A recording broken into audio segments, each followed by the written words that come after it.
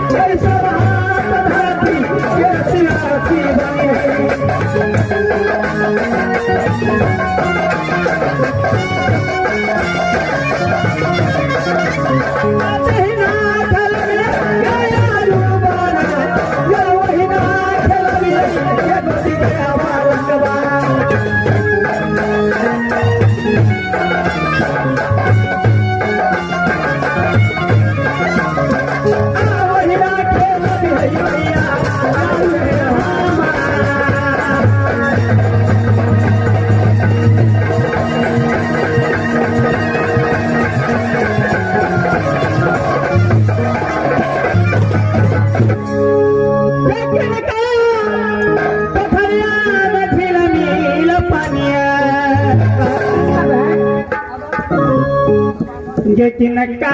पोखरिया नव बजे समान पोखरिया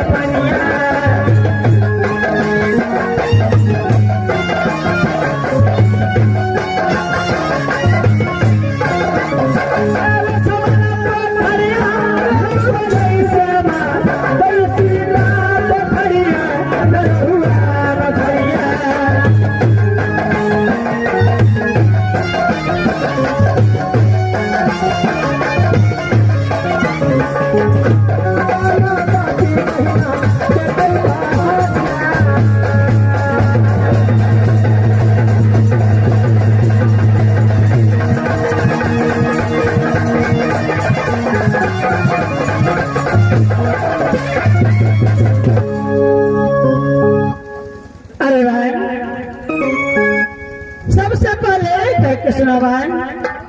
कितना चारों पांचों सखी कहाँ गिराने वाली थी बहन। देखो बहन सबसे बड़ तू था तो ही कहीं का सुनावा क्या नहीं बहन अपना चारों पांचों सखी मृत्यु भवन के रहने वाली है बहन। जब चारों पांचों सखी मृत्यु भवन में जन्म ली, जब 4-5 साल की चारों पांचों सखी हुई, उस दिन से बाबा शिव को मंदिर में पूजा करने के लिए जाती थी, लेकिन आज चारों पांचों सखी को रमन चमन में ले चुकी है कि जल्दी चलो सोमवार के मंदिर में पूजा करने के लिए गए पूजा हाथ का कहे छे कथी का? अरे भाई, पूजा करने से सुंदर घर और सुंदर वर मिलती है। घर तो घर अपार क्या नहीं जगह वर नहीं जानती हो, बुझते तो तोरा सब कुछ में करती है। स्वामी ना जानती हो, स्वामी घास गा क्या बुझे छी? साने बुझे छे नहीं बुझे छी ना गए बोल ताकत भ गेली। अच्छा ऐसा करा कहै छी साने बुझे छी ना ते बुढ़वा से पूछ ले जो तो का दैया गा तोरा से न बेटी है तो की कर के से बुझली कल के की खेले के खेल कुछ कहलो न जा अब हम चढ़ा के खेली खाएगा मांगा जा।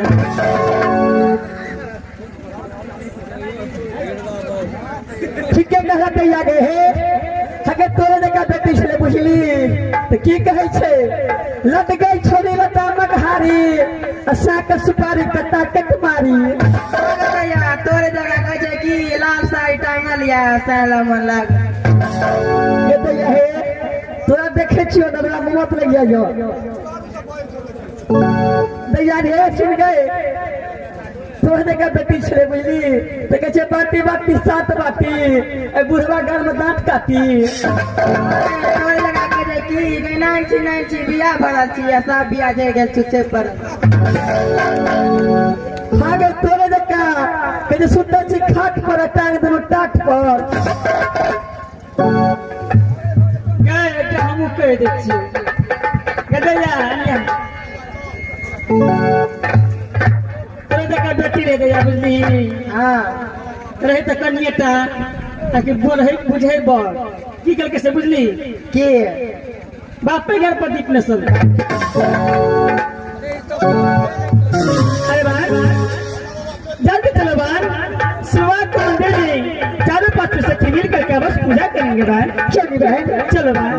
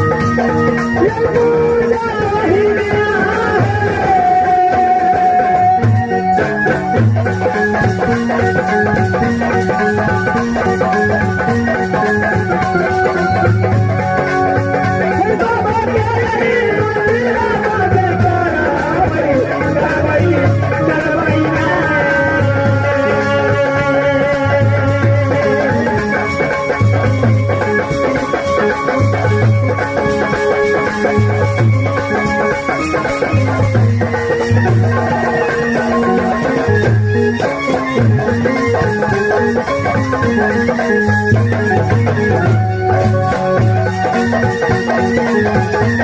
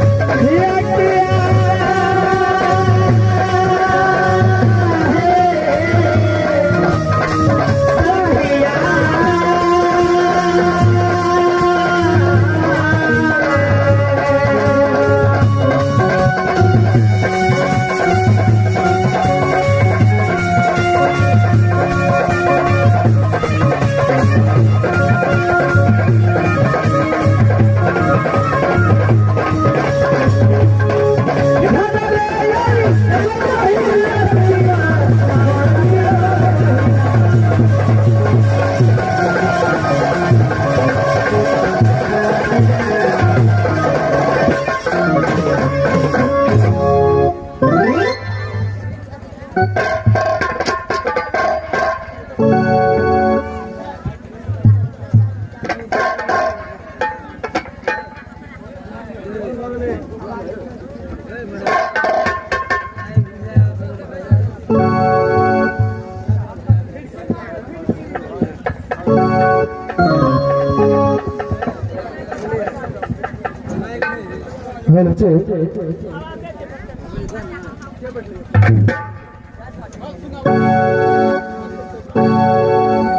जो है एक बार माँ भगवती के नाम से जजकार लगाते हैं, उसके बाद हमारे नाच कार्यक्रम शुरू और चालू हो जाएंगे। तो लगे जजकार माँ भगवती के नाम पर। माँ भगवती की, शंकर भगवान की, भगवान की।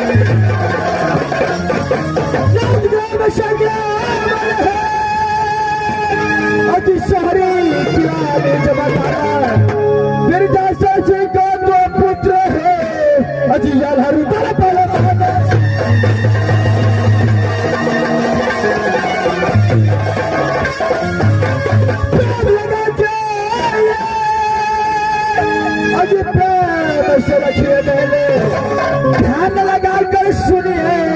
अजी याद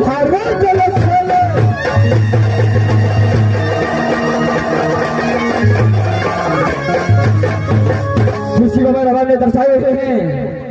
कि जो बालक अजर चिन्हा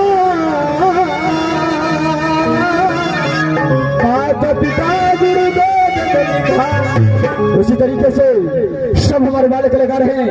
और बाल कलाकार से कोई गलती नहीं हो जाए तो अपने बच्चे समझकर क्षमा कर देंगे। कृपया खेल पर ध्यान दीजिएगा। तो लीजिए अगर साथियों बता बहना आज की रात हमारे कंपनी देवेंद्र जी के द्वारा छोटा सा खंड आल्हा को गिनाने जा रहे हैं, जिस खंड का बोला है फूला हरण सूरज कुंड करवाए, फूला हरण सूरज कुंड करवाए राजा कचमल सिंह का मत। खेल बहुत अच्छा है, आप लोग शांतिपूर्वक से देखें। बोल दे मां भगवती की।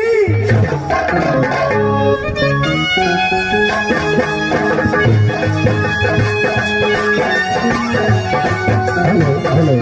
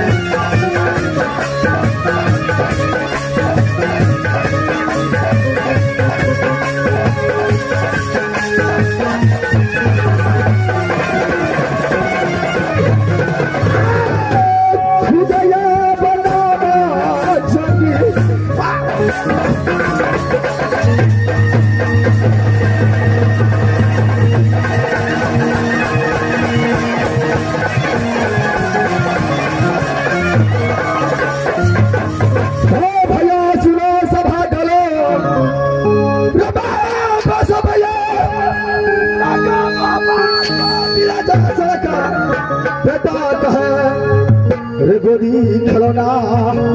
मैया देवला की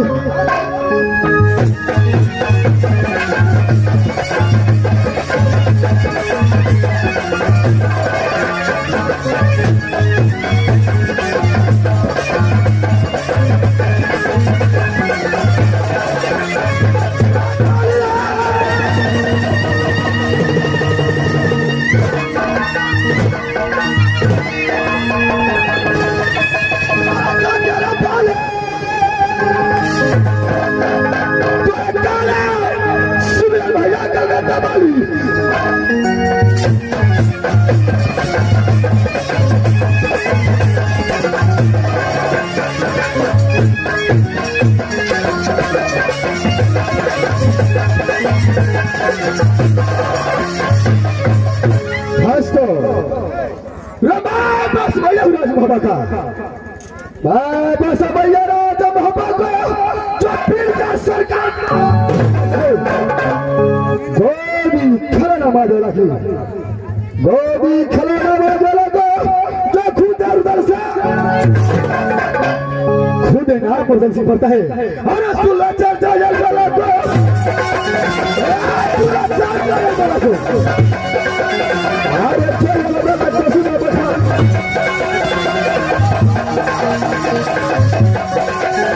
अरे पूरा बलू पापू मातम को अरे पूरा बलू पापू देखो अरे पक्ष बलू काजी आजपाल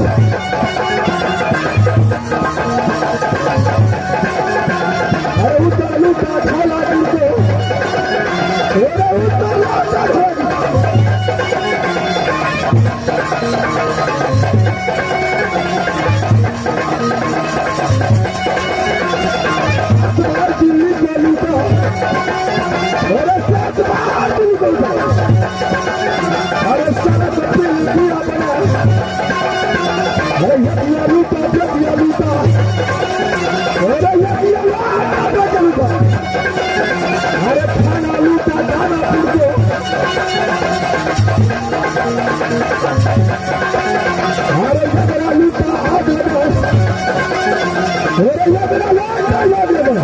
अरे ढोल बजा सोरी को लूटा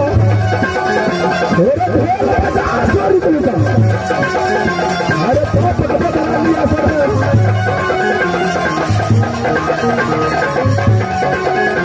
अरे लहर बनाया मिर्जापुर से अरे लहर बनाया मिर्जापुर से अरे 300 लहरा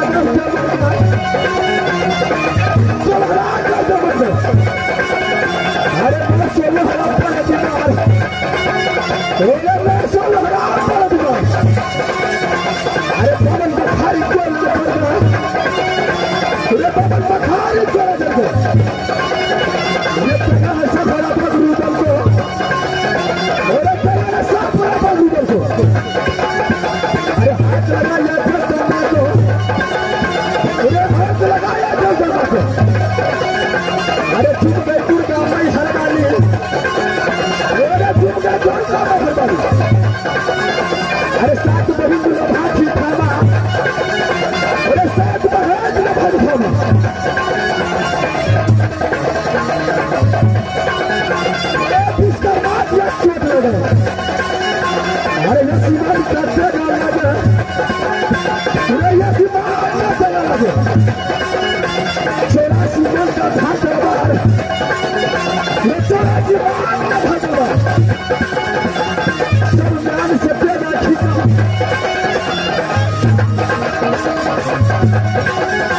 अरे धरती माता गलबल बोले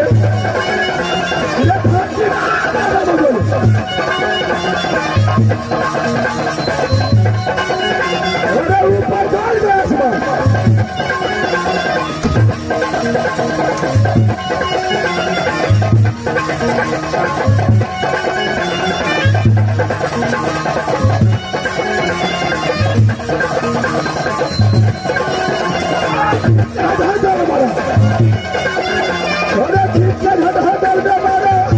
अरे 360 हमड़ी कर दिया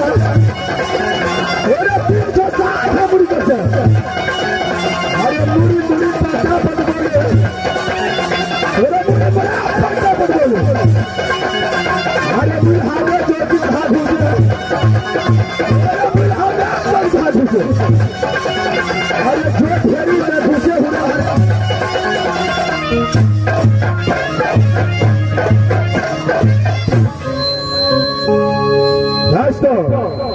रारक बेटा सहजन में रारक बेटा सहजन में जो पतिया चल अन कर झगड़ा पैसा खोजे अन कर झगड़ा पैसा खोजे रत्ता तो चला 6 दिनों से जैसे दिनों से गंगा पास कर दोस्ती क्या कहा तो है राज बिजली देवनंदन पंडित के साथ 6 दिनों से दोस्ती किया हो सिंह से राजा ने कितना किला लूट कर खाया लेकिन आज मेरा दोस्त शीशा मेरे साथ रहता तो किसी किला पर जवान चढ़ाई कर दो। लेकिन मेरे दोस्त एक हफ्ते को छुट्टी लेकर के आज अब पिछड़ गया है। लेकिन एक हफ्ता कौन बदलाता है? एक हफ्ता कौन बदलाता है? रे 2 हफ्ता। लेकिन मेरे दोस्त अभी तक वापस लौट करके नहीं आया है। इस समय मैं अपने दोस्त को आवाज लगाता हूँ, अगर मेरा आवाज में दोस्त को कानों तक पहुंच गया तो फौरन अपने वहां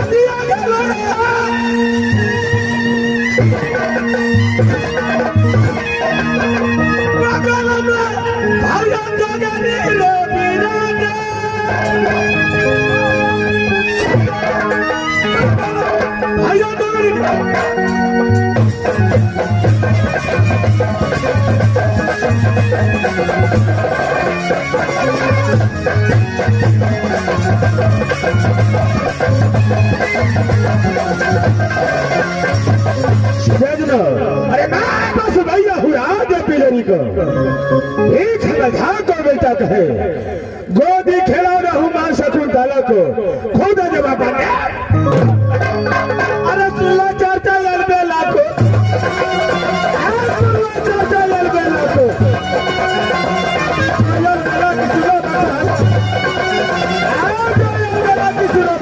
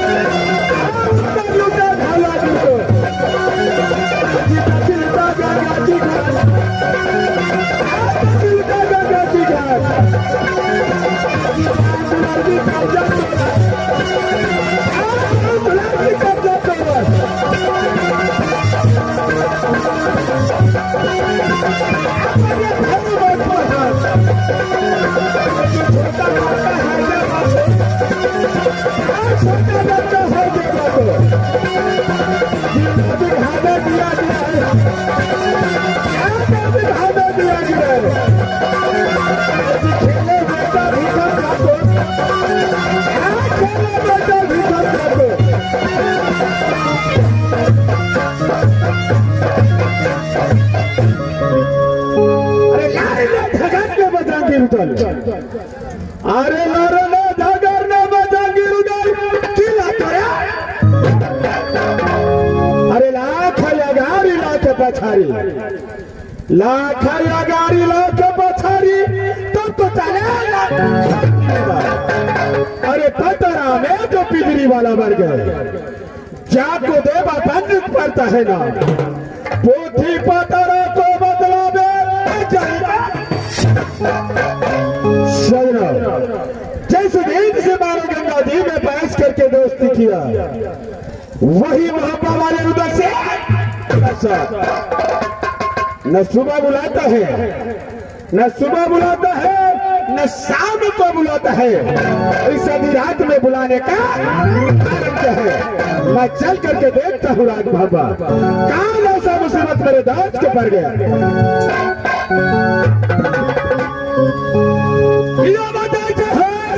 निकलना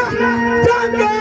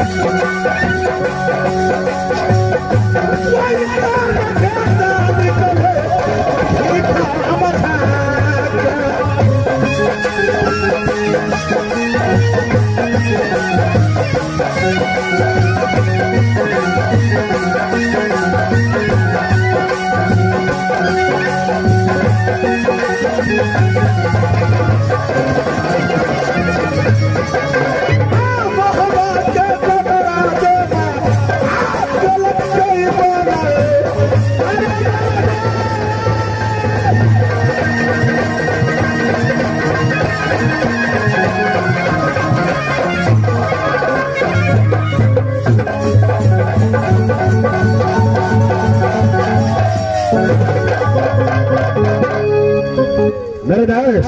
भाई बंदो अरे क्या तो फट गया फिर सुनो क्या तो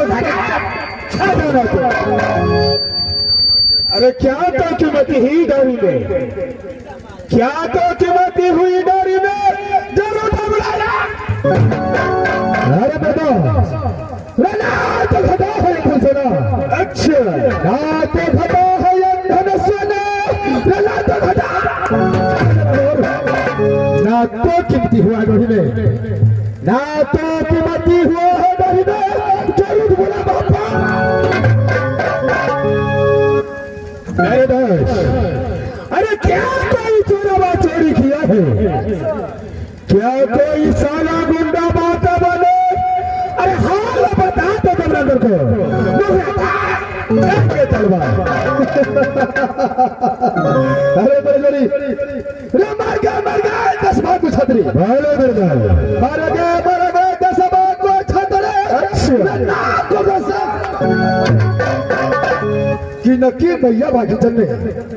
कि नकी भैया बाकी चल में जो 10वीं को आई खड़ी होता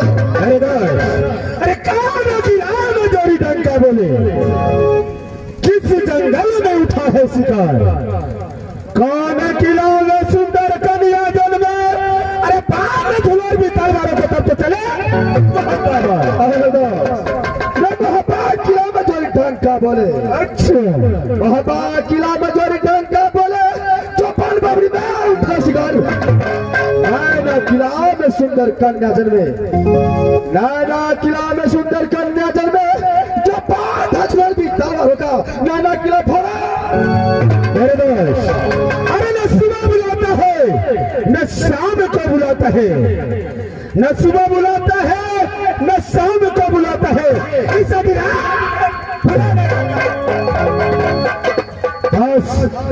ऐसा विराट में बुलाने का कारण है अच्छा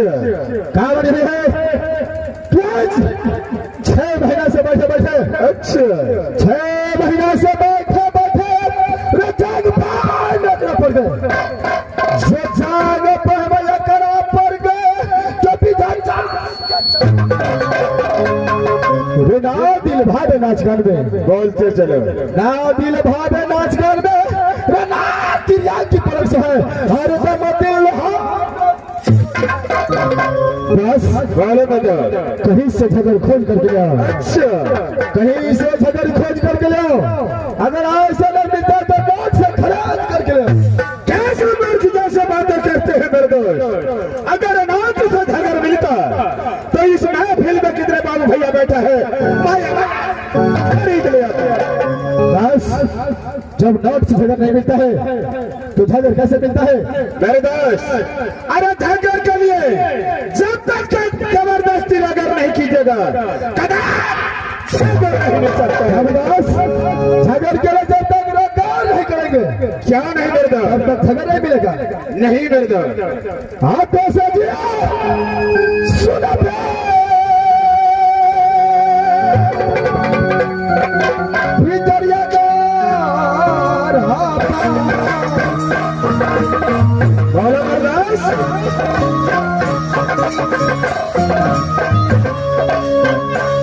बस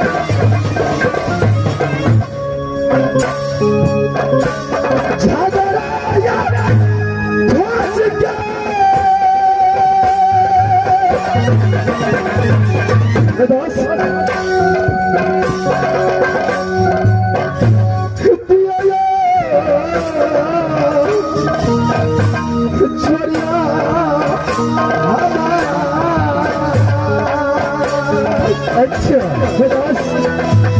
झाकर के बिना देख लगता है जैसे कि कहीं से झाकर खोद के चले बर्दाश्त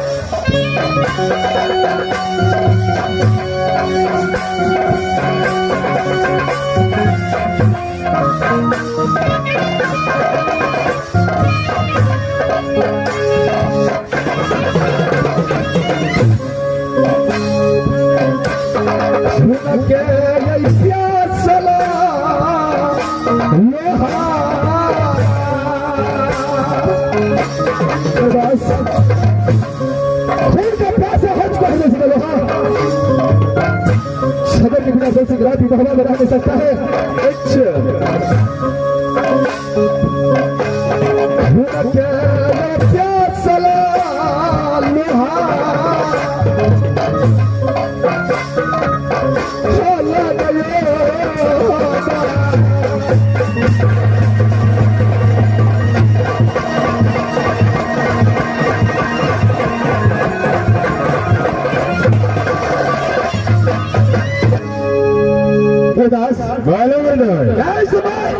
ये दसी को जगह नहीं मिलेगा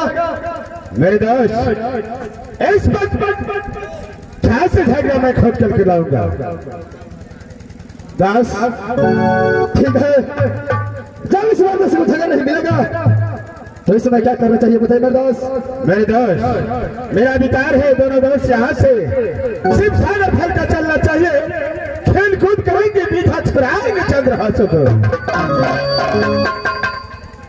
क्या मरदास अरे आज झगड़ नहीं मिला तो कल आवास मिल सकता है ठीक है मरदास जब आपका विचार हो चुका है कि यहाँ से सिमसागर फलका की ओर चलो तो बस चलेंगे लेकिन मरदास जब दोनों दोस्त अपने दौलत की ओर आते हो सारा नहीं कोई मेल नहीं कोई पलटा दिखाई देता है न जाने हरा मजा दे टमाटर लाल ये डोरी छोड़कर कहा गायब हो चुका है मरदास दास इस समय आवाज लगा टमाटर लाल को देखो कहा चाट का नींद चाट में सो गया है क्या नहीं मेरे दोस्त आप जरा साउंड हो जाए मैं ठहरन बुलाता हूँ टमाटर लाल को क्या नहीं चलो बहादुर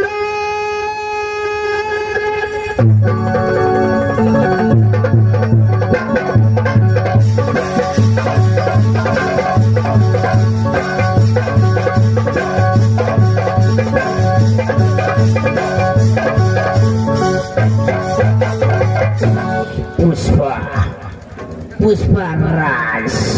साले झुकेगा नहीं मास्टर साहब पुष्पा राज क्या है पुष्पा राज बड़ी चलती है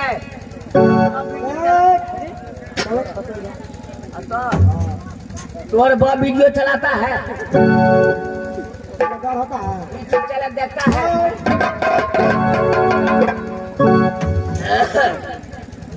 कहत कबीर सुना हो बाबा संतो आप पबजी मोबाइल बगैर के करो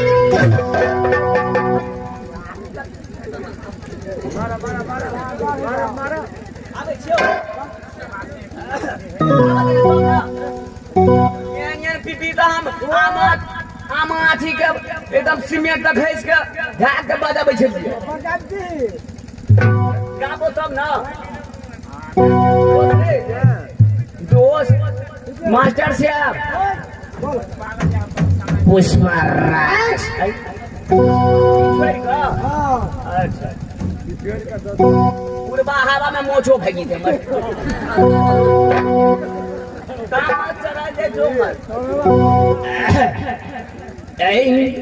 आगे मैं आ गए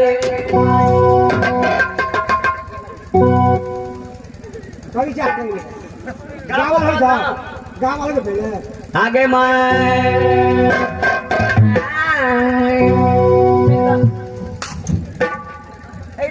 लगे छु तो तोरा मंडली में नहीं आवे छु